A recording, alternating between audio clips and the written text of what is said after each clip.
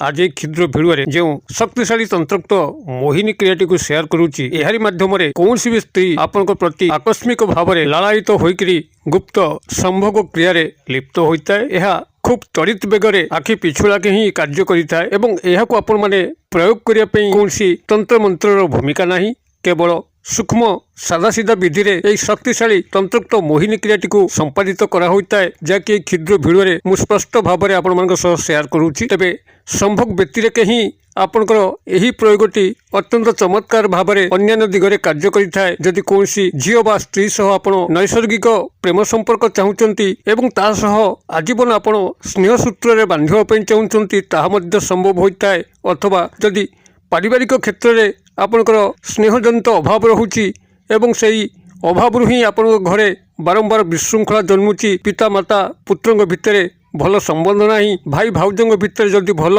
Mail खाऊ नहीं, जद्वारा स्वर्ग समान गृहटी सब नर्क कुंडे परिणत होउची। एभली क्षेत्र में आपण यही तंत्रोक्त मोहिनी क्रिया माध्यम जो व्यक्ति बेसी विशृंखला सृष्टि करुच्ची तंत्रोक्त सम्मोहन क्रिया सामिल करी गृह आपण मैंने शांति विराजमान कराई आपण स्थिति को जाहिर करें। एतद व्यतिरेके जदि आपण चाकरी कर्मवृत्ति क्षेत्र जोठिकी आपण उपरिस्थ ऑफिसर आपण फर्रे कार्य करूना, आपण चाकरी स्थायी सुख सुविधा को प्राप्त करूना, से ही उपरिस्थ ऑफिसर को आपण मैंने तंत्रोक्त सम्मोहिनी क्रिया सामिल करी आपण चाकरी समस्त स्थायी सुख सुविधा को प्राप्त करें। किंबा आपणकर जो कलेगु स्टाफ मैंने अच्छा कर्मचारी महल अच्छा कौन सी नारी बा पुरुष को आपण यही क्रिया सामिल करी आपणकर जेकोसी चाकरी कर्मवृत्ति किंबा अन्य क्षेत्र में आपण स्थायी सुख सुविधा को हासिल करें। या छड़ा जदि आपण सामाजिक स्तर में सांस्कृतिक स्तर में कौन सी नारी बा पुरुष को आपण हाथ मुठा रखिकी आपणकर सामाजिक सांस्कृतिक क्रियानुष्ठान मान आपण सुचारू रूप से संपादन करने चाहिए ताहा मध्य संभव हो पार।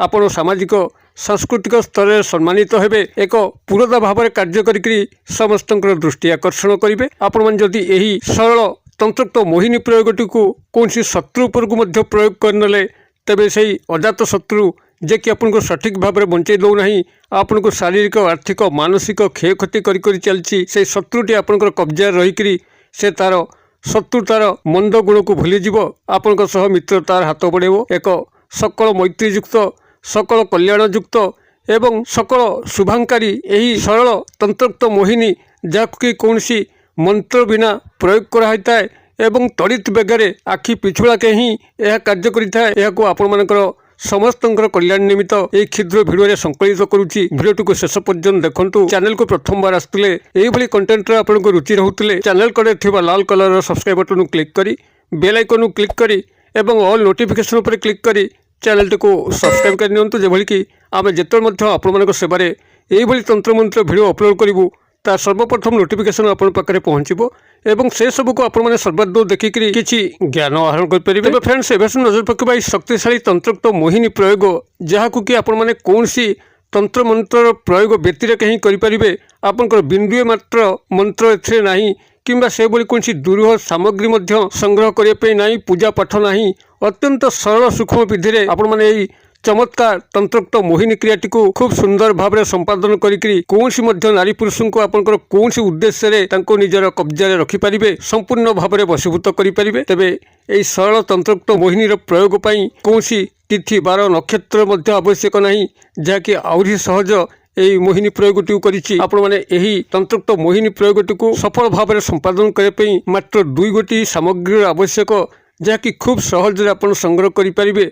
प्राथमिक भाव में आपन को झिंक काठी किसी संग्रह करने पड़ो, जहाँकि झिंक ढेर थाए आपण मैंने यही झिंक काठी को पाखे थिबा पूजा सामग्री दुकान हो किंबा पंसारी भाई पुटली बुनिया दुकान हो से जोगाजोग कले आपन खूब सहजरे झिंक काठी को संग्रह करें। एवं यही झिंक काठी को आपण मैंने संग्रह करने मात्र 5 ରୁ 10 टंका ही आपन को दबापी पड़े। विशेष मूल्य झिंक काठी पड़े ना। आपंकर पाखे जो मैंने पुटली बनिया दुकान अच्छी, पंसारी भाई दुकान अच्छी, पूजा सामग्री दुकान अच्छी से संगे जोगाजोग कले आपण झिंक काठी को खूब सहज संग्रह करें। प्राथमिक भाव में झिंक काठी को आपण मैंने संग्रह करूँ।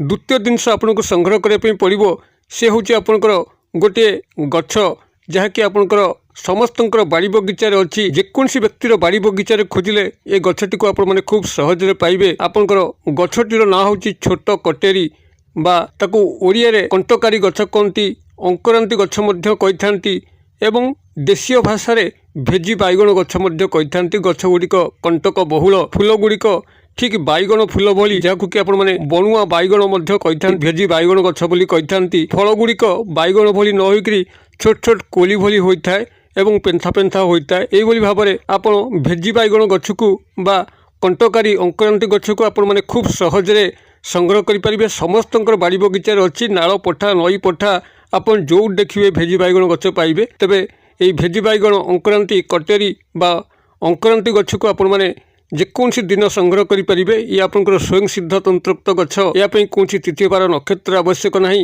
କେବଳ ଆପଣମାନେ ବୃକ୍ଷକୁ ସାମାନ୍ୟ ବରଣୀ କରିନେବେ। ଆପଣ ବୃକ୍ଷ ମୂଳରେ କୌଣସି ଦିନର ସନ୍ଧ୍ୟା ସମୟରେ 1 ଲୋଟା ଜଳ, ମୁଠାଏ ଅରୁଆ ଚାଉଳ, ଟଙ୍କିକିଆ ମୁଦ୍ରା, ଗୋଟି ଗୁଆ, ସିନ୍ଦୁର ଏସବୁ ନେଇକରି ଆପଣ ତା ମୂଳରେ ଜଳାର୍ପଣ କରି ମୁଠାଏ ଅରୁଆ ଚାଉଳ ଦେଇ ଟଙ୍କିକିଆ ମୁଦ୍ରା, ଗୋଟି ଗୁଆ ଏବଂ ସିନ୍ଦୁର ରଖିକରି ଆପଣ ନିମନ୍ତ୍ରଣ କରିକରି ଆସିଥିବେ ଏବଂ ତା ପରଦିନ ପ୍ରଭାତ ସମୟରୁ ଆପଣ ସ୍ନାନ ଶୌଚ ଶୁଦ୍ଧପୂତ ହୋଇକରି ସେହି ଭେଜି ବାଇଗଣ ଅଙ୍କରାନ୍ତି କଟେରୀ ଆପଣ ଯାହା ବି କୁହନ୍ତୁ ତାରି ମୂଳକୁ ଯିବେ ଏବଂ ତାର ଏକ କ୍ଷୁଦ୍ର ଜଡ଼ିକୁ ସଂଗ୍ରହ କରିବେ, ଅର୍ଥାତ୍ ତାର ଚେରୁକୁ ସଂଗ୍ରହ କରିବେ। ଗଛର ପୂର୍ବ ପଟରୁ ଯେଉଁ ପଟରେ ଗଛର ସୂର୍ଯ୍ୟୋଦୟ ଘଟେ ସେହି ପଟରୁ ଛୋଟ ଖଣ୍ଡେ ଏହାର ଚେରକୁ ସଂଗ୍ରହ କରିବେ। ସମ୍ପୂର୍ଣ୍ଣ ଗଛକୁ ଓପାଡ଼ିବେ ନାହିଁ, ଗଛର କୌଣସି କ୍ଷୟକ୍ଷତି କରିବେ ନାହିଁ ଏବଂ ଚେରଟିକୁ ସଂଗ୍ରହ କରିବା ପୂର୍ବରୁ ଆପଣ ବୃକ୍ଷ ଦେବତାଙ୍କୁ କହିଥିବେ, ହେ ବୃକ୍ଷରାଜ, ମୁଁ ଆପଣଙ୍କ ଚେରଟିକୁ ସର୍ବ ବଶୀକରଣ ନିମନ୍ତେ ସଂଗ୍ରହ କରୁଅଛି। ଆପଣ ମୋ ସାଙ୍ଗରେ ରହିକରି ମୁଁ ଯାହାକୁ ମଧ୍ୟ ଚାହିଁବି ଆପଣ ତାଙ୍କୁ ମୋ ପ୍ରତି ଅନୁକୂଳ କରିବା ପାଇଁ, ମୋତେ ଦେଖି ସେ ବଶୀଭୂତ ହେବା ପାଇଁ ମୋତେ ସାହାଯ୍ୟ କରିବେ।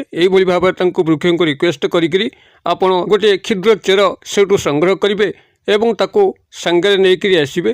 ଆପଣଙ୍କର ଏଇ 2 ଗୋଟି ସାମଗ୍ରୀ ଛଡ଼ା ତୃତୀୟ ସାମଗ୍ରୀର ଆବଶ୍ୟକ ନାହିଁ। ଆପଣ ଏଇ 2 ଗୋଟି ସାମଗ୍ରୀକୁ ସଂଗ୍ରହ କଲା ପରେ ପ୍ରାଥମିକ ଭାବରେ ସେ ଯେଉଁ ଝିଙ୍କ କାଠିକୁ ଆପଣମାନେ ସଂଗ୍ରହ କରିଛନ୍ତି ତାକୁ ଭଲ ଭାବରେ ଖରା ଦେଇକରି ଶୁଖେଇକରି ତାକୁ କୁଟିକିରି ଏକ ଚୂର୍ଣ୍ଣ ପ୍ରସ୍ତୁତ କରିନେବେ, ଯେମିତିକି ସେ ପାଉଡର ଫର୍ମ ହେଇଯିବ ଏବଂ এই ଯେଉଁ ଭେଜି ବାଇଗଣ ଅଙ୍କରାନ୍ତି କଟେରୀ କଣ୍ଟକାରୀ ତାର ଯେଉଁ ଚେରଟିକୁ ସଂଗ୍ରହ କରିଛନ୍ତି ତାକୁ ମଧ୍ୟ ଆପଣମାନେ ଛାଇରେ ଶୁଖେଇକରି ଭଲ ଭାବରେ ଶୁଖିଗଲା ପରେ ତାକୁ କୁଟିକିରି ଏକ ଚୂର୍ଣ୍ଣ ପ୍ରସ୍ତୁତ କରିନେବେ, ପାଉଡର ଫର୍ମ କରିନେବେ। এই 2 ଗୋଟି ଚୂର୍ଣ୍ଣ ଅର୍ଥାତ୍ ଝିଙ୍କ କାଠିର ଚୂର୍ଣ୍ଣ ଏବଂ এই ଅଙ୍କରାନ୍ତି ଗଛର ଚୂର୍ଣ୍ଣକୁ ଆପଣ ଭଲ ଭାବରେ ମିକ୍ସ କରିନେବେ ଏବଂ ଗୋଟିଏ ଡିବା ମଧ୍ୟ ରଖିବେ। ଇଏ ହେଉଛି ଆପଣଙ୍କର এই ତନ୍ତ୍ରୋକ୍ତ ସମ୍ମୋହନ ବଶୀକରଣ କ୍ରିୟାର ଅମୋଘ ଅସ୍ତ୍ରକାରୀ ଚୂର୍ଣ୍ଣ ଅଟେ। ଆପଣମାନେ এই ଚୂର୍ଣ୍ଣଟିକୁ ଯେକୌଣସି ନାରୀ ହୁଅନ୍ତୁ ବା ପୁରୁଷ ତାଙ୍କର ମସ୍ତକରେ ଆପଣ ଅଜାଣତରେ ସାମାନ୍ୟ ଟିକେ ପକାଇଦେବେ।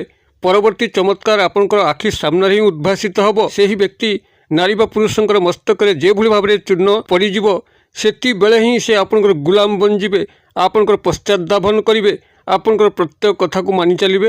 ଏଭଳି କୌଣସି ବ୍ୟକ୍ତି ନାହିଁ, ସେ ରାଜା ମଧ୍ୟ ହୋଇଥାଉ, ଯଦି ତାର ମସ୍ତକରେ এই ଚୂର୍ଣ୍ଣ ଟିକିଏ ପଡ଼ିଗଲା ସେ ଆପଣଙ୍କର ଅନୁଗାମୀ ହେବ, ଆପଣଙ୍କର ପ୍ରତ୍ୟେକ କଥାକୁ ମାନି ଚାଲିବ। ଏହା ବହୁବାର ପରୀକ୍ଷିତ। କେବଳ ଆପଣମାନେ ଏହାକୁ ଥରେ ପରୀକ୍ଷା କରିନେଲେ ନିଜେ ଜାଣିପାରିବେ এই 2 ଗୋଟି ଚୂର୍ଣ୍ଣର ମିଶ୍ରଣରେ ପ୍ରସ୍ତୁତ ଏହି ତନ୍ତ୍ରୋକ୍ତ ସମ୍ମୋହିନୀ କ୍ରିୟାଟି କେତେ ଶୀଘ୍ର ଏବଂ ଆଶୁ କାର୍ଯ୍ୟକାରୀ ହୋଇଥାଏ। ଆପଣମାନେ ଏଇଭଳି ଭାବରେ କୌଣସି ସ୍ତ୍ରୀ ହୁଅନ୍ତୁ ବା ପୁରୁଷ ତାଙ୍କୁ ଆପଣ ନିଜର ବଶ୍ୟତା ସ୍ୱୀକାର କରିକି କୌଣସି ମଧ୍ୟ ଅଭୀଷ୍ଟ ଆପଣଙ୍କ ଭିତରେ ଥାଉ ତାକୁ ନିଶ୍ଚିତ ଭାବରେ ପରିପୂର୍ଣ୍ଣ କରିପାରିବେ। ତେବେ କାହାର ଅମଙ୍ଗଳ କରିବା, କାହାର କ୍ଷତି କରିବା, କାହାର ଆର୍ଥିକ ଶାରୀରିକ ମାନସିକ ଦୁଃଖଦ ସ୍ଥିତିକୁ ପହଞ୍ଚାଇବା ପାଇଁ ଆପଣମାନେ ଏହି ତନ୍ତ୍ରୋକ୍ତ ସମ୍ମୋହନ କ୍ରିୟାକୁ କସ୍ମିନ୍ କାଳେ ବ୍ୟବହାର କରିବେ ନାହିଁ, ଯାହାକି ତନ୍ତ୍ରୋକ୍ତ ଶାସ୍ତ୍ରର ନିୟମ ବିରୁଦ୍ଧ ଅଟେ।